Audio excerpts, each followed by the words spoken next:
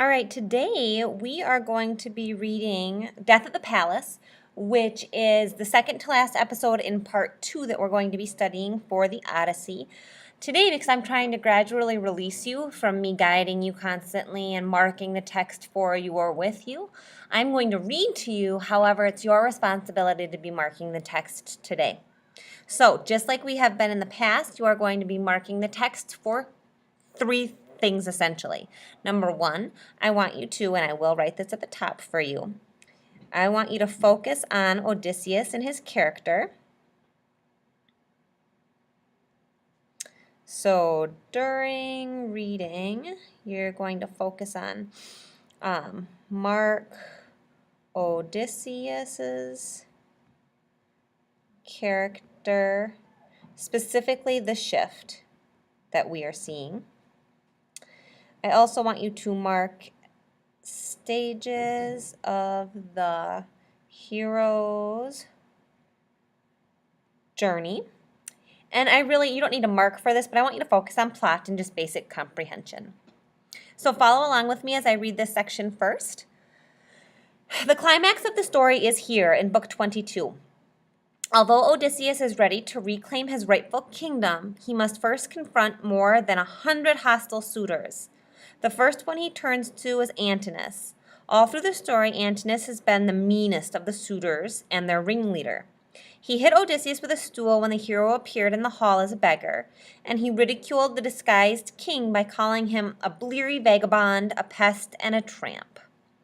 The Odyssey, Part 2, Death at the Palace. Now again, this is right after the test of the great bow, where Odysseus was the only one dressed as a beggar able to string his bow and complete kind of this task that Penelope had come up with, thus revealing his identity. Now shrugging off his rags, the williest fighter of the islands leapt and stood on the broad door-sill, his own bow in his hand. He poured out at his feet a rain of arrows from the quiver and spoke to the crowd. So much for that, your clean-cut game is over. Now watch me hit a target that no man has hit before. If I can make this shot, help me, Apollo. He drew to his fist the cruel head of an arrow for Antinous, just as the young man leaned to lift his beautiful drinking cup embossed, two-handled, golden. The cup was in his fingers. The wine was even at his lips. And did he dream of death? How could he? In that revelry, amid his throng of friends, who would imagine a single foe, though a strong foe indeed, could dare to bring death's pain on him and darkness on his eyes? Odysseus's arrow hit him under the chin and punched up to the feathers through his throat. Backward and down he went, letting the wine cup fall from his shocked hand. Like pipes his nostrils jetted crimson runnels, a river of mortal red. And one last kick upset his table, knocking the bread and meat to soak in dusty blood. Now, as they craned to see their champion where he lay, the suitors jostled in uproar down the hall, everyone on his feet. Wildly they turned and scanned the wall and the long room for arms, but not a shield, not a good ashen spear was there for a man to take and throw. All they could do was yell in outrage at Odysseus. Foul to shoot at a man, that was your last shot. Your own throat will be slit for this. Our finest lad is down, you killed the best on Ithaca. Buzzards will tear your eyes out. For they imagined, as they wished, that it was a wild shot, an unintending killing. Fools, not to comprehend they were already in the grip of death. But glaring under his brows, Odysseus answered, You yellow dogs, you thought I'd never make it home from the land of Troy. You took my house to plunder, twisted my maids to serve your beds. You dared bid for my wife while I was still alive. Contempt was all you had for the gods who rule wide in heaven. Contempt for what men say of you hereafter. Your last hour has come, you die in blood. As they all took this in, sickly green fear pulled at their entrails and their eyes flickered, looking for some hatch or hideaway from death. Eurymachus alone could speak. He said, If you are Odysseus of Ithaca, come back. All that you say these men have done is true. Rash actions many here, more in the countryside. But here lies the man who caused all them.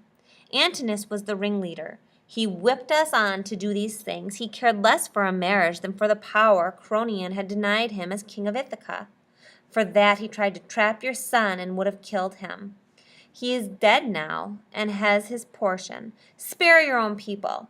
As for ourselves, we'll make restitution of wine and meat consumed, and add, each one, a tithe of 20 oxen with gifts of bronze and gold to warm your heart. Meanwhile, we cannot blame you for your anger.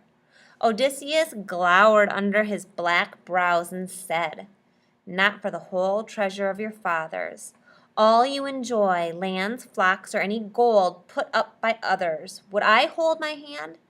There will be killing till the score is paid. You forced yourselves upon this house. Fight your way out or run for it, if you think you'll escape death. I doubt one man of your skins by. At this moment, the unmanning thundercloud, the Aegeus, Athena's shield, took form aloft in the great hall. And the suitors, mad with fear at her great sign, stampeded like stung cattle by a river, when the dread shimmering gadfly strikes in summer, in the flowering season, in the long-drawn days. After them, the attackers wheeled as terrible as falcons from and I don't know how to say this word. Ires. From Ires in the mountains, veering over and diving down with talons wide, unsheathed on flights of birds, who cower down the sky in shoots and bursts along the valley. But the pouncing falcons grip their prey, no frantic wing avails, and farmers love to watch those beaked hunters. So these now fell upon the suitors in that hall, turning to strike and strike again, while torn men moaned at death, and blood ran smoking over the whole below. There's an image of what was going on as Odysseus slays the suitors.